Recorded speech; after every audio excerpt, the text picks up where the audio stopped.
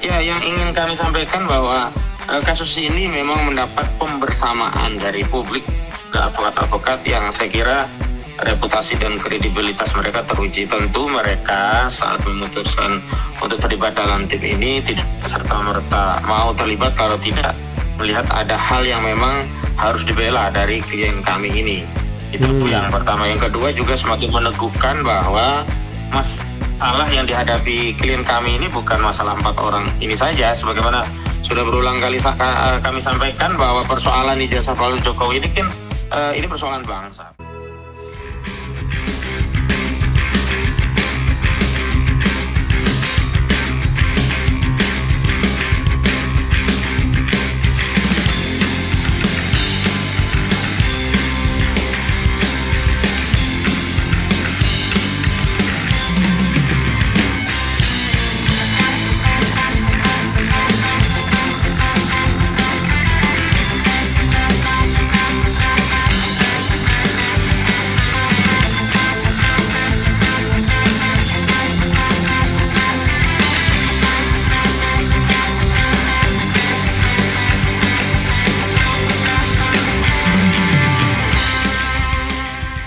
Dan sekarang kita mau bicara mengenai gugatan yang mengalir sampai jauh ya, sampai angin memiri.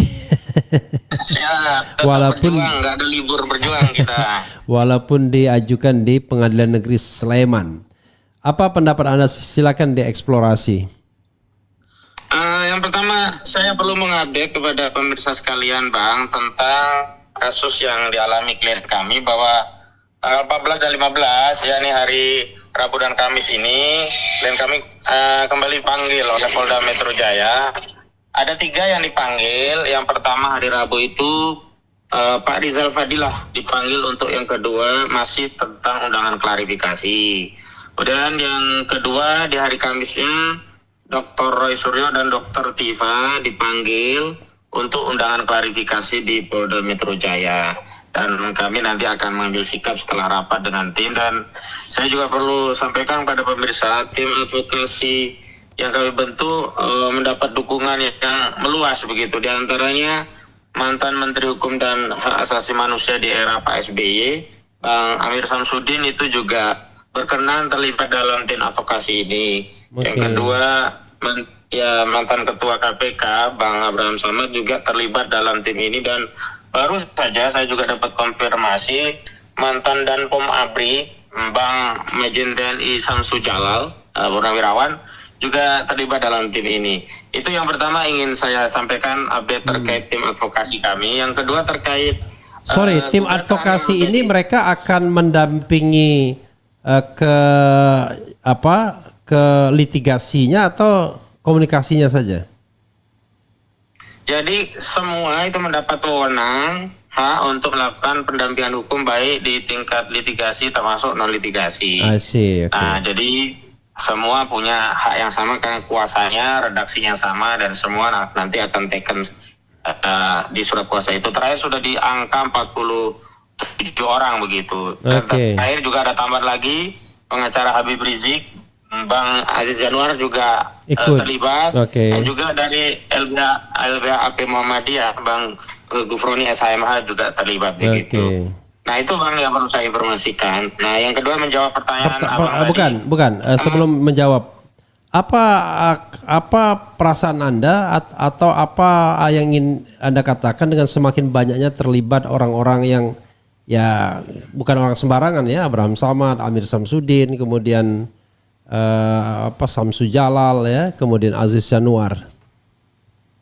Ya, yang ingin kami sampaikan bahwa kasus ini memang mendapat pembersamaan dari publik ke advokat-advokat yang saya kira reputasi dan kredibilitas mereka teruji. Tentu mereka saat memutuskan untuk terlibat dalam tim ini tidak serta-merta mau terlibat kalau tidak melihat ada hal yang memang harus dibela dari klien kami ini.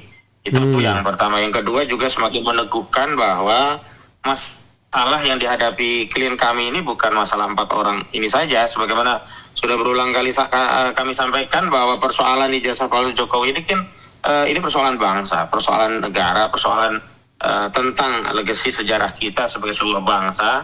Sehingga saya kira semua orang punya kepentingan untuk terlibat dan membersamai kasus ini agar menjadi jelas terhadap reputasi bangsa kita itu apakah benar-benar pernah dipimpin oleh Presiden 2 periode dengan jasa palsu atau tidak, sehingga motif untuk menuntaskan kasus ini menjadi lebih penting ketimbang hanya membela 4 orang klien kami ini, begitu Bang. Oke, mudah-mudahan live kita tidak terganggu dengan sinyal yang lemot. Soalnya kalau Anda Roy Suryo kayaknya selalu saja ada delay lemotnya. Jangan-jangan sudah diintervensi. Silakan terus. Tahu Bang, tapi sepanjang ada yang bisa saya sambung nanti kalau ada yang kurang diulangi lagi. Oke. Terkait yang digugat di Pengadilan Negeri Sleman, jadi gugatan perbuatan melawan hukum masih seputar tentang ijazah Saudara Joko Widodo. Ya, ini semakin menegaskan argumentasi kami yang sebelumnya sudah disampaikan rekan Medi Juniarto bahwa semestinya proses penyidikan. Diulangi bro, agak suaranya nggak jelas. Mengulangi Medi Juniarto, kenapa?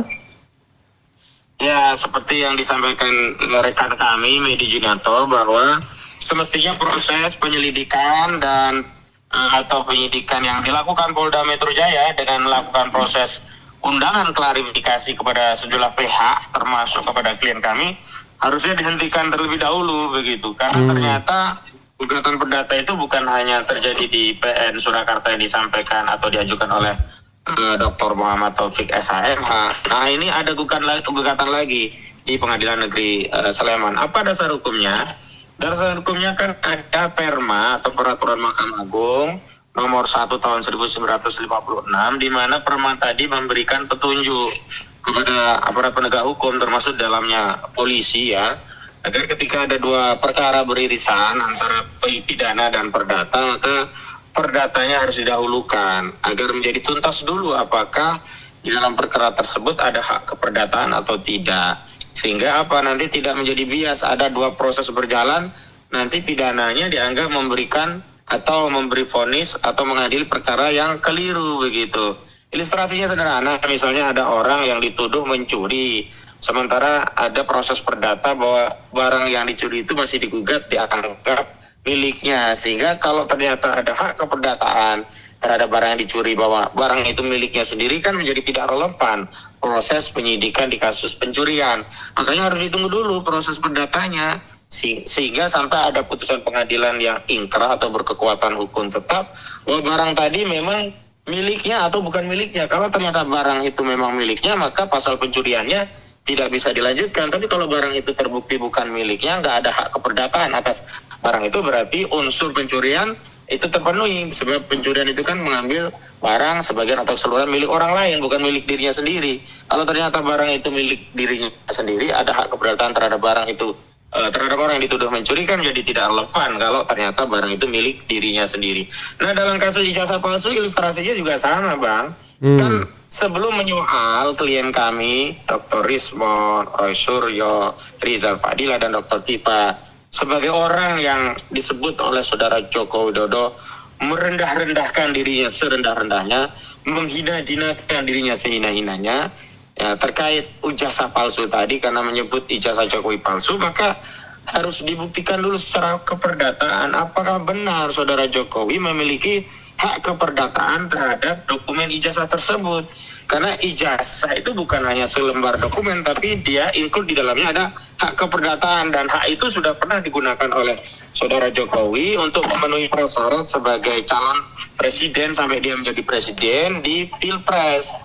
Nah, walaupun proses di Pilpres itu dia diaku punya hak keperdataan, tapi proses di Pilpres itu kan di KPU verifikasinya hanya administrasi, tidak memverifikasi secara substansi. Bahkan proses di KPU itu bisa jadi prosesnya hanya proses politik. Ketika semua partai mencalonkan kan KPU aneh kalau menolak begitu. Dan terbukti KPU ketika diwawancara tentang pendaftaran Saudara Joko Widodo, KPU menyatakan pertama hanya memverifikasi apakah dokumen dari ijazah itu benar-benar kopi yang dilegalisir. Setelah legalisir, dia menanyakan ke UGM apakah benar ini dikeluarkan UGM. Iya, udah selesai. Dia tidak menelisik lebih lanjut apakah dokumen itu benar-benar secara material benar atau ternyata di dalamnya memuat hak keperdataan milik orang lain. Misalnya itu ijazah milik Joko Widodo, tapi Joko Widodo yang dimaksud bukanlah Joko Widodo yang hari ini menjadi mantan presiden, tapi Joko Widodo yang lain. Misalnya begitu, Bang. Nah, karena itu harusnya kan penyidik menghormati proses hukum yang terjadi dalam sengketa keperdataan, baik yang itu bergulir di Pengadilan Negeri Surakarta, termasuk yang hari ini bertambah ada di Pengadilan Negeri Sleman. Jangan saya nanya penyidik ya mengatakan klien kami mengedarkan fitnah, pencemaran hanya karena menyatakan kritik melalui satu kajian ilmiah bahwa ijazah Jokowi itu palsu ya.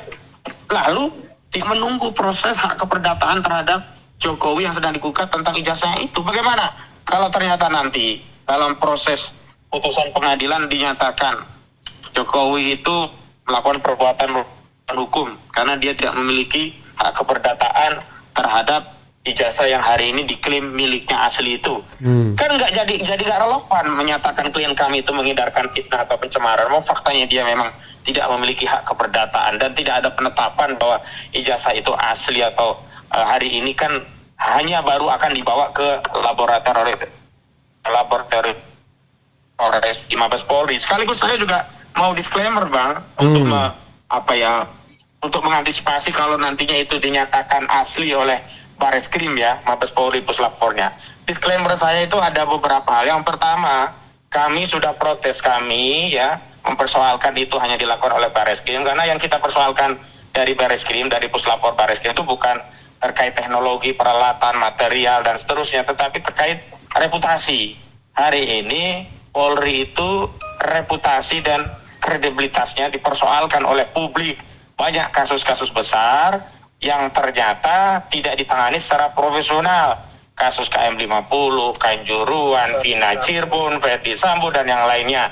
Nah, yang kedua, yang kami persoalkan adalah bahwa kalaupun itu muncul dalam proses lab forensik, tetap saja itu bukanlah suatu pembuktian bahwa ijazah itu menjadi asli. Tidak, itu hanyalah salah satu dari serangkaian proses dalam hukum pidana yang muaranya tetap di pengadilan. Halo? Katakan bahwa ijazah diulangi lagi. Muaranya di pengadilan ditambah seperti biasanya lemot tadi. Bang? Tadi terakhir muaranya di pengadilan, kemudian terputus. Silakan diulangi. Halo, suara saya terkopi ya sekarang ya? Iya, oke. Nah, intinya yang pertama persoalan di puslap forensik di Bareskrim itu kita mempersoalkan kredibilitas dan reputasi, bukan soal teknologi, peralatan, dan seterusnya. Sehingga kami akan mempersoalkan hasilnya apapun. Kalau proses yang kami tidak diberi keadilan, apalagi hasil dari sebuah proses yang sejak awal sudah dipenuhi persoalan masalah kredibilitas dan reputasi. Yang kedua, kalaupun itu nanti muncul hasil tes lab di Bareskrim Mabes Polri, tetap saja itu bukanlah bukti bahwa ijazah itu asli, karena proses yang ada di Bareskrim itu hanyalah salah satu tahapan dari serangkaian proses penyelidikan dan penyidikan perkara pidana yang muaranya tetap harus dibawa ke pengadilan, sehingga kita tidak akan menyatakan bahwa ijazah itu apakah asli atau tidak itu sebelum ada putusan yang inkrah. Jangan sampai nanti hasil puslap 4 Bareskrim Mabes Polri dijadikan sarana legitimasi terhadap dua hal. Yang pertama, melegitimasi laporan di Bareskrim untuk dihentikan karena tidak cukup bukti, karena ijazah itu setelah dicek oleh laboratorium forensik Polri dinyatakan asli. Yang kedua, itu dijadikan legitimasi untuk mengkriminalisasi klien kami, sehingga seolah-olah karena sudah ada hasil lab forensik Mabes Polri, klien kami itu benar-benar dianggap mencemarkan dan fitnah.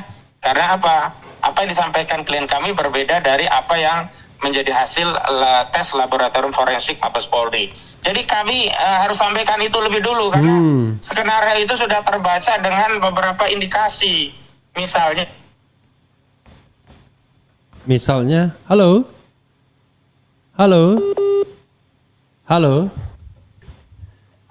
Bang. Skenario itu sudah terbaca. Diulangi lah, skenario itu sudah beberapa indikasi. Ya.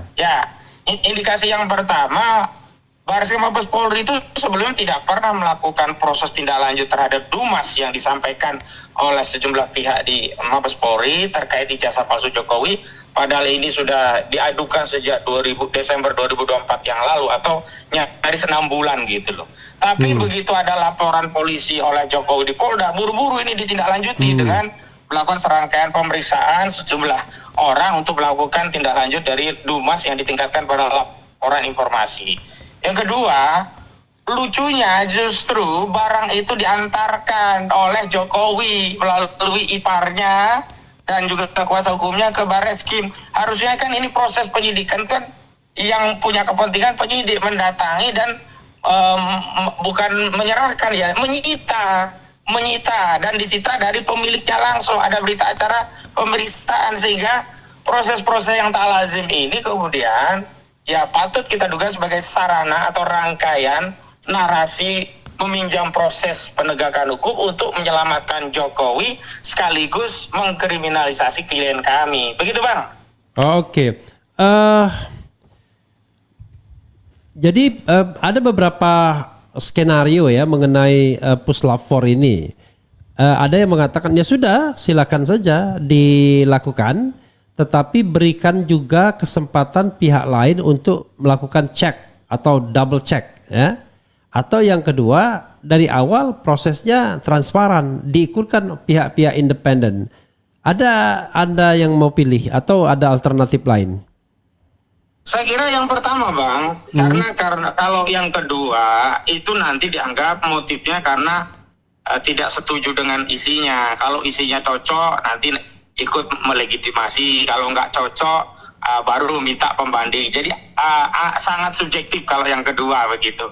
Kalau yang pertama itu kan kita tidak sedang mempersoalkan hasilnya sebenarnya, tapi sedang mempersoalkan prosesnya, sehingga dalam proses itu harus dilibatkan pihak-pihak yang berkaitan dan keterlibatan unsur negara dalam kasus ini. Ingat, ini kasus ini bukan hanya kepentingan 4 orang, ini berkaitan dengan negara. Enggak, maksud Anda proses puslap 4 itu melibatkan pihak lain ya? Yang independen. Iya, oh ya, itu yang kedua itu, yang kedua. Iya, yang kedua. Iya. Yang pertama, saya memilih yang pertama yang melibatkan sejak awal proses.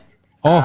Dan Iya. Saya sebutkan tadi yang bagian keduanya, tapi tahu Anda ulangi aja. Yang melibatkan sejak awal proses. Oke. Betul. Iya. Jadi saya yang pertama lebih setuju memilih pada pelibatan sejumlah pihak dalam proses uji laboratorium forensik ini. Bukan hanya pihak klien kami yang berkepentingan, ada pihak akademisi termasuk keterlibatan negara. Setidaknya ini melalui proses audit forensik yang mewakili tindakan negara. Dan ini harusnya dilakukan oleh DPR juga sebagai wujud kontrol terhadap kinerja eksekutif, karena Mabes Polri kan mewakili eksekutif. Harus kontrol dari lembaga legislatif yang terlibat, ya dibentuklah satu panitia khusus untuk melakukan audit forensik yang melibatkan seluruh stakeholder yang ada, dan tentu saja melibatkan klien kami, karena klien kami kan basis mengkritiknya juga basis teknologi, basis keahlian, basis keilmuan, sehingga seluruh ya pandangan-pandangan pendapat, sarana prasarana, material, teknik itu bisa diuji di dalam forum itu. Kalau yang dipilih yang kedua, ya Mabes Polri ya periksa sendiri, habis itu ada yang lain, nanti akan jadi perdebatan. Akhirnya masing-masing ya sudah, itu kan versi lu, versi gua nggak gini, nggak gitu, versi gua gini. Nah ini nggak akan menyudahi konflik Bang, justru ini akan memperluas, memperpanjang dan memperlebar konflik yang berkaitan dengan ijazah ini, begitu. Oke, tetapi ini lazim nggak ya mekanisme melibatkan pihak lain dalam dalam penelitian forensik terhadap dokumen seperti ini? Seolah-olah nanti orang mengatakan wah ini Polri tidak independen, diintervensi. Gimana? Pertama begini Bang, apa yang dilakukan Mabes Polri itu bukan tindakan pro justisia, bukan dalam kerangka penyelidikan dan penyidikan, tapi hanya menindaklanjuti laporan informasi. Artinya tidak bisa ya narasi Polri tidak independen karena melibatkan banyak pihak. Karena proses yang dilakukan Polri itu sendiri bukanlah proses pro justisia, bukan berangkat dari adanya LP yang kemudian ditindaklanjuti dengan proses penyelidikan. Yang kedua, soalan ijazah palsu ini tidak hanya soal hukum, ini soal kebangsaan dan kenegaraan. Sehingga justru di aspek yang seperti ini harus melibatkan negara, melibatkan publik agar hasilnya itu mendapatkan legitimasi yang beragam, bukan hanya legitimasi hukum, tapi juga mendapatkan legitimasi politik sekaligus legitimasi publik. Jangan sampai ya hasil di Barreskrim itu hanya melegalisasi aspek hukum, tapi secara politik dan publik itu akan dinarasikan oleh masyarakat. Ini kan Barreskrim hanya mau menyelamatkan Jokowi. Ini Barreskrim kan Parcok itu kan partainya Jokowi. Listio Sigit itu kan ditunjuk masih oleh Jokowi. Kan kita tidak mau menyelesaikan masalah, tapi dengan menimbulkan masalah baru yang lebih kompleks. Itu yang kemudian saya dorong. Pilihan yang pertama itu, Bang. Jadi nggak bisa juga kalau dikatakan itu masyarakat intervensi. Ini masyarakat membantu, negara hadir. Jadi kalau negara hadir jangan dianggap intervensi. Justru negara punya kewajiban untuk hadir dalam konflik-konflik yang ramai di masyarakat. Apalagi ini konflik berkaitan dengan legasi berbangsa. Begitu, Bang. Ada sedikit inkonsistensi yang Anda katakan tadi, tapi sebenarnya tidak inkonsistensi. Tapi saya hanya ingin meng-highlight. Tadi Anda mengatakan bahwa sebaiknya proses pidana ini stop dulu. Kemudian kita tunggu hasil gugatan perbuatan melawan hukum di baik PN Solo dan sekarang ada lagi PN Sleman. Jadi mana yang Anda ingin kemukakan sebenarnya? Berhenti semua proses termasuk puslapor. Proses pidana yang saya maksud itu laporan Jokowi di Polda, Bang. Karena itu sudah pro justisia. Oh, kalau yang ya, silakan teruskan. Ya, kalau yang di Barreskrim ini kan baru pendalaman, belum proses pro justisia, masih bisa dilanjutkan secara politik dan publik, negara hadir untuk menyudahi kekisruhan ini tanpa menimbulkan korban rakyat. Nah, kalau di Polda itu kan sudah jelas pro justisia yang ujungnya akan ada tersangka. Ya nggak fair dong. Ada proses perdata yang itu terkait hak keperdataan tentang ijazah Jokowi, tapi proses pro justisia yang ada di Polda dipaksakan. Nah, sementara kalau yang di Barreskrim ini, saya tegaskan walaupun sama-sama polisi, ini tidak masuk kategori pro justisia karena baru dumas, dan itu bisa menjadi sarana untuk menyelesaikan kisruh ijazah palsu ini asal ya masalah keabsahan ijazah ini bisa terkuak dengan melibatkan banyak pihak agar legitimate secara keseluruhan, bukan hanya legitimasi hukum, juga legitimasi politik dan publik. Dan memang kalau nanti hasilnya yang di Mabes Polri itu ada hasilnya kan berarti berhenti. Nggak ada yang kemudian menjadi korban. Tapi kalau yang di Polda itu jalan udah ada jadi korban, klien kami nanti jadi tersangka, sementara proses yang diperdata belum ada ujungnya. Ini kan nggak fair. Saya tegaskan begini, Bang, kami juga tidak berharap atau tidak memaksa hasilnya ijazah Jokowi harus palsu. Enggak, kita serahkan itu pada proses dan mekanisme. Tapi kita kan harus mendapatkan keadilan dari proses ini. Di antara keadilan dari proses ini, manakala prosedur dalam proses penyelidikan dan penyidikan itu taat pada hukum, termasuk dalam hal ini taat pada Perma nomor 1 tahun 1956, di mana jika ada dua perkara pidana perdata beririsan terkait sengketa hak keperdataan, maka harus dibuktikan dulu hak keperdataan, baru kemudian kepidananya lagi pula. Masa iya kita mau menghukum orang ya, tapi status hak keperdataan terkait ijazah itu belum bisa dibuktikan. Lagi pula begini, kalau pidana itu ada giumnya, lebih baik melepaskan 1000 orang bersalah daripada menghukum 1 orang tak bersalah. Kan begitu filosofisnya, Bang. Iya, apa yang Anda katakan itu kan sesuatu yang kita pelajari di kampus ya. Tapi kan persoalan yang terlibat dengan Jokowi ini kan so long time dia nggak peduli pelajaran kita di kampus kan. Karena ketika berkuasa banyak sekali korban, Bambang Tri, Gus Nur, kemudian itu hanya untuk ijazah. Selain yang non ijazah banyak juga kan, ada Sahganda Nenggolan, Anton Permana, kemudian Habib Rizik, Habib Bahar dan lain sebagainya. Jadi Anda mengimbau, menggugat atau atau apa ya ini? Karena bagaimanapun dari pihak Jokowi kan selalu berpikir, waduh bagaimana balas dendam, sepertinya begitu ya. Bahkan kemarin saya ketemu Kodari ngomongnya begini, yang saya kritik juga akhirnya. Dia bilang, masa orang sudah menghina begitu nggak dihukum. Jadi dia berpikirnya ketika orang berkuasa begitu, bagaimana menghukum rakyat begitu. Silakan. Iya, kalau saya kan melihat begini Pak, kekuasaan itu hakikatnya kan di tangan rakyat. Justru kita perlu menyampaikan ini kepada rakyat, diantaranya melalui podcast pagi ini ya. Kenapa demikian? Karena tidak boleh ada kekuasaan diberikan kepada penguasa kemudian dijalankan secara sewenang-wenang atau abuse of power. Apalagi de jure saudara Joko Widodo itu bukan penguasa lagi. Ngapain Kodari itu ikut bersuara? Halo. Ternyata berarti sorry. Ulangi. Ngapain Kodari ikut bersuara? Teruskan. Tadi berhenti situ. Ya, ngapain saudara ikut berkuasa? Kan Jokowi itu bukan berkuasa lagi, tidak berkuasa secara de jure.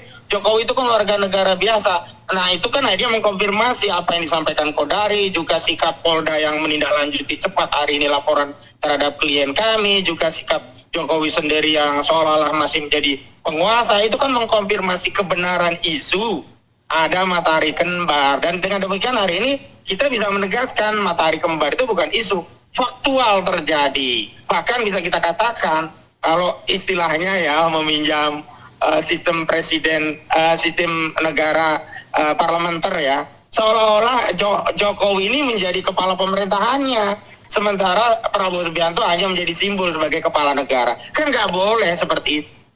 Kita ini ya negara dengan sistem presidensial di mana kepala negara sekaligus kepala pemerintahan itu ada pada presiden. Saudara Prabowo itu dipilih langsung bukan oleh MPR, maka tidak ada ruang celah bagi entitas lain selain Prabowo baik mengaku-ngaku secara formal atau melakukan tindakan secara material seolah-olah masih berkuasa. Begitu Bang. Ya, kita kan berharap ya setelah Prabowo berkuasa ini bahwa proses penegakan hukum akan berbeda, tidak ada lagi kriminalisasi. Dan saya selalu mengatakan mudah-mudahan di era Prabowo ini tidak ada orang yang ditangkap, ditahan, dihukum, divonis ya karena berekspresi. Tapi ternyata keyakinan saya agak mulai goyah ketika mahasiswi ITB ditangkap ya, dia membuat meme ya, tiba-tiba ditangkap, lalu tiba-tiba digunakan ITE soal kesusilaan. Padahal itu semata-mata kritik, dan kalau kita bicara kesusilaan, waduh, di internet itu yang ya, gambar orang telanjang aja ada gitu ya. Kemudian kadang-kadang dimuat di medsos-medsos orangnya jelas teridentifikasi. Apa yang ingin Anda dapatkan ya, sampaikan? Ya sebenarnya kan saya sama seperti Bang Refli pengen saya pribadi khususnya lah ingin punya keyakinan keliru. Apa keyakinan keliru itu?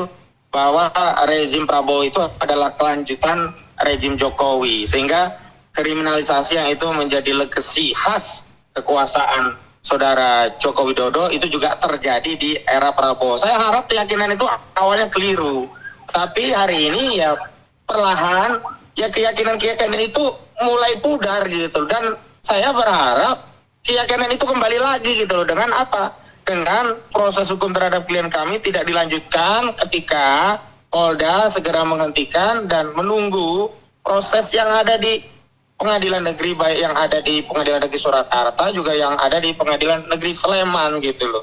Tapi apapun yang terjadi kan kita tidak boleh putus asa Bang, tetap kita terus berjuang sampaikan kepada masyarakat, dan harapan itu kan kadangkala terpenuhi pada saat ini, kadangkala menunggu waktu, dan kadangkala memang kita harus memiliki harapannya. Halo, lemot lagi. Saya heran kalau Halo? Terus ya, harapan.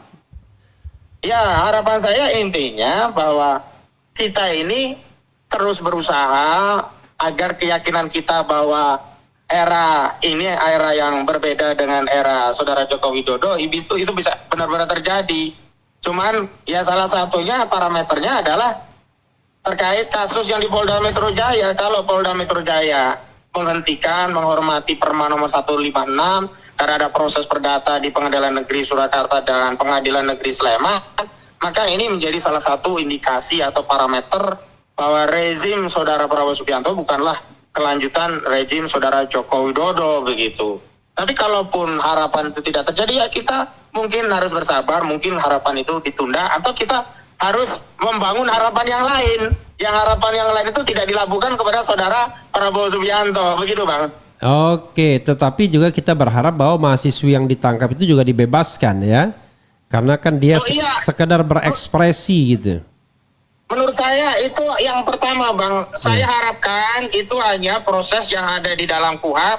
Polisi hanya punya kewenangan ya 1 kali 24 jam untuk menginterogasi, setelah itu dilepaskan.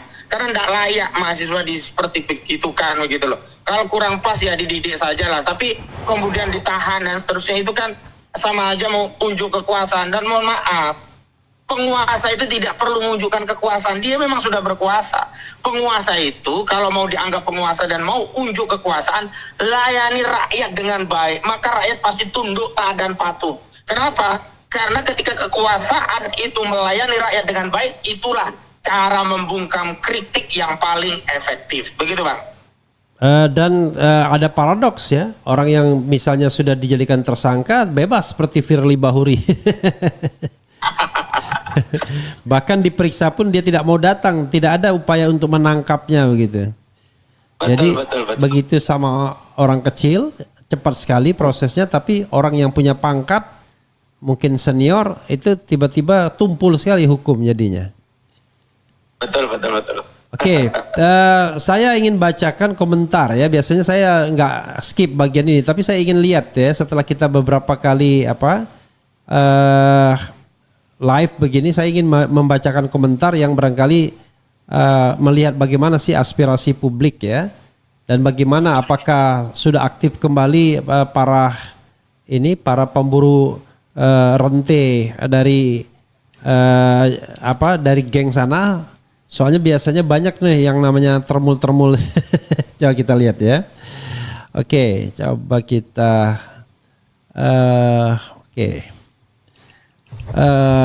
Hermawan, agen Tiongkok, masa investor nikel hanya ngasih bagian 10% zaman Jokowi, bumi air.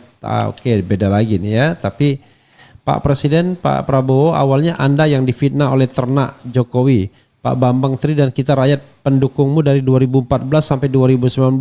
Demi membelamu rela berdarah-darah sampai ada yang kejam dipenjarakan ya.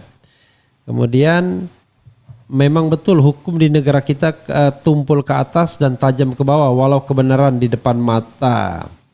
Kemudian kalau termul itu apa sih? Nggak usah jawab. Semua sudah kebuka, jangan pakai telepon WA. Oke. Oh, jangan pakai telepon WA, telepon biasa mungkin ya maksudnya. Oh, mungkin begitu Bang. Coba kita pakai telepon biasa ya. Bagus nggak coba ya? Saya matikan coba. Kita. Oke. Ya, saudara sekalian, kita mencoba pakai telepon biasa ya. Memang saya sudah lama tidak menggunakan telepon biasa ini ya, tapi rupanya ada nasihat sekali-sekali gunakan telepon biasa. Coba kita lihat dulu ya. Hozinuddin. Oke, dan mudah-mudahan bagus ininya ya, call-nya. Oke, coba kita phone.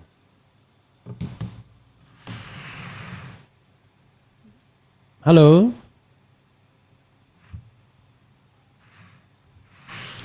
Malah belum nyambung.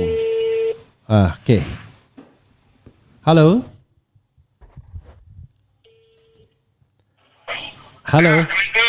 Waalaikumsalam warahmatullahi wabarakatuh. Coba kita pakai telepon biasa ya. Lebih lancar ini Bang. Lebih lancar ya mudah-mudahan ya. Tapi suaranya memang agak aneh-aneh juga, agak seperti jauh itu. Gak apa-apa coba ya. Kemudian. Ya. Sekarang suaranya terkopi. Terkopi dengan baik ya. Kemudian kalau melihat kejujuran Barack Obama tentang akte kelahirannya tidak diakui warga negara Amerika, dia tidak lama-lama menunjukkan akte kelahirannya ke publik secara jujur bahwa dia punya akte kelahiran di Amerika. Ya, ini ya Barack Obama ya. Semua di depan mata bisa dilihat, tapi kenapa? Oh gitu, bisa bikin nama jajanan baru tuh ya, apa maksudnya? Desak Jokowi menunjukkan ijazahnya ke depan umum. Kalau pejabat Jokowi tetap tidak mau, maka penjarakan Jokowi, buat gaduh satu negara. Kirain zaman Al Capone telah datang dalam 10 tahun terakhir, ternyata malah zaman Fir'aun. Maksudnya apa nih? Kemudian mana suara kalian keluarga Cendana, setidaknya berandillah untuk mengeluarkan pendapat dan pandangan kalian, wahai keluarga Bapak Haji Muhammad Soeharto. Biang keladinya ijazah palsu Jokowi itu saya yakin Pratikno ikut terlibat, penjilat kelas sampai saat tolong dong ikut diperiksa juga dia. Oke. Terus usut ijazah Mulyono, karena kalau terbukti ijazahnya palsu, MK utang negara harus Mulyono yang bayar. Lagian pajak sudah naik, jangan rakyat dibebankan melalui pajak untuk bayar utang negara. Ya, macam-macam lah ya. Ayolah yang ngakunya kaum intelektual, bantu pemerintahan Bapak Prabowo, Gibran. Jangan cuma koar-koar yang gak jelas ya. Termasuk kita nih, koar-koar gak jelas mungkin dipikirnya ya. Jadi mereka tidak sadar bahwa semua orang itu ada pembagian tugasnya. Kalau kita nggak punya kekuasaan, ya kita melakukan apa yang bisa kita lakukan. Roy, Tifa, Rismo, TPUA, RG, Kodari, Silverster dan lain-lain mengorbankan jiwa raganya untuk melawan. RH menyelam sambil minum air. Luar biasa ya. Jadi mereka tidak menganggap bahwa menyebarkan seperti ini tidak ada resikonya ya. Untuk menghukum polisi. Hilang lagi. Oh, hilang lagi suaranya. Halo? Halo?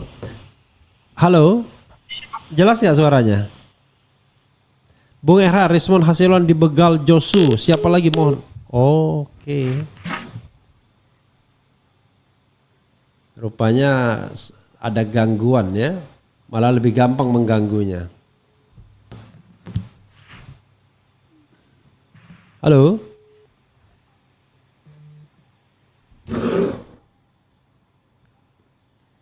Ya saya juga heran ya, setiap telepon Ahmad Hozinuddin, Roy Suryo ada aja gangguannya.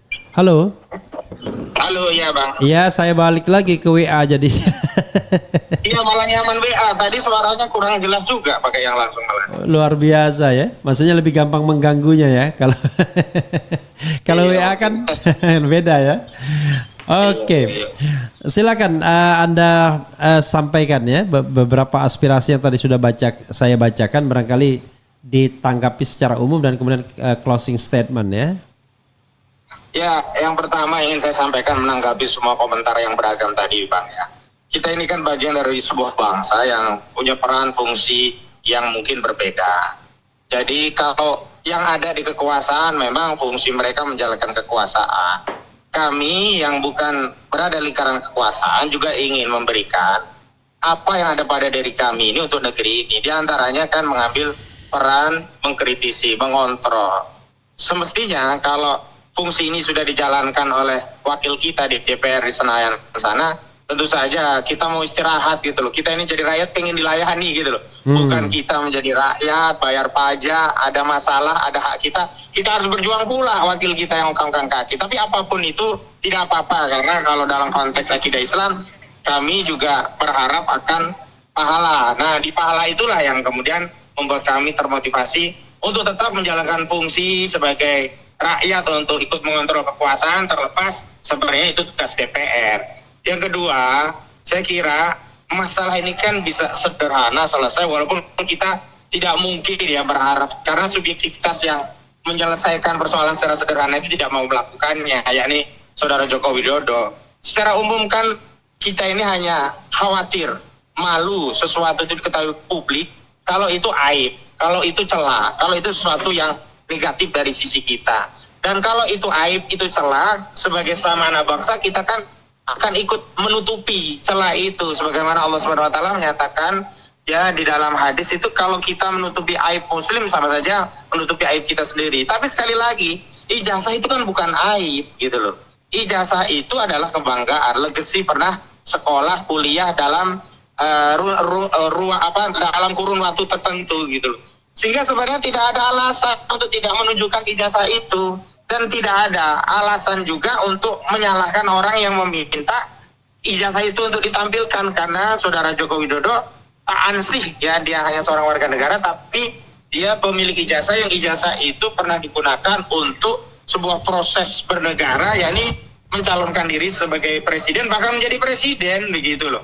Nah ini yang kemudian ada tanggung jawab publik yang itu harus dia sampaikan kepada publik. Jadi jangan merasa menunjukkan ijazah itu sebuah aib begitu. Nah yang selanjutnya saya kira ya walaupun ini berbelit-belit, walaupun ini terkesan bertele-tele, mau tidak mau ya harus kita hadapi. Karena pihak yang membuat bertele-tele itu justru menggunakan sarana hukum bukan untuk menegakkan hukum dan keadilan, malah untuk membungkam dan mengkriminalisasi. Dan itu yang kami rasakan pada kasus yang dialami oleh klien kami, yakni Roy Suryo, Rizwan Sianipar, Dr. Tifa, termasuk juga Rizal Fadilah. Dan terima kasih kepada seluruh pemirsa RA Channel yang terus mengikuti dan mohon terus ya didoakan agar kami selalu dalam ridho dan perlindungan Allah Subhanahu wa taala. Amin ya rabbal alamin. Terima kasih Bang Rafli. Terakhir. Apakah Anda akan memenuhi panggilan klien Anda nanti klien Anda akan memenuhi panggilan untuk Rabu atau Kamis nanti? Ya, Senin kami akan rapat karena setiap kebijakan kami harus konsolidasi apa yang terbaik bagi klien kami. Sehingga kami belum bisa menyampaikan pada publik hari ini. Ya kita lihat saja nanti Rabu atau Kamis itu seperti apa. Apakah kami akan memenuhi atau kami mengambil upaya yang lain. Demikian. Oke, terima kasih. Assalamualaikum warahmatullahi wabarakatuh. Waalaikumsalam warahmatullahi wabarakatuh.